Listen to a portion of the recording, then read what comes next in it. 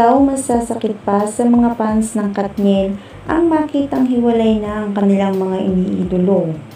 Para sa kanila ay hindi raw daw ganun kadali na tanggapin na hiwalay na sina Catherine Bernardo at Daniel Padilla, lalo't sinuportahan nila ito sa simula't simula pa lang.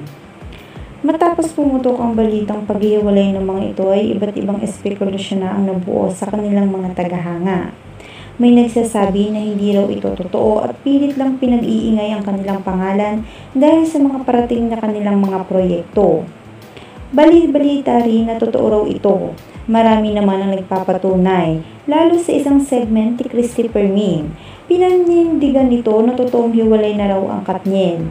Dahil mismong ang ina ni Daniel Padilla na si Carla Estrada ang nagsabi mismo sa isang kapwa-kaibigan nito.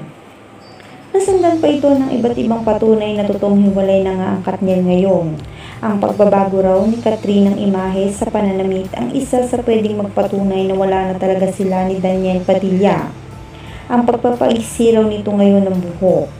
Marami man ang nalulungkot para sa kanila ay wala na rin magagawa ang kanilang tagahanga kundi ang patuloy na lang silang suportahan sa mga bago nilang tatahakin sa buhay.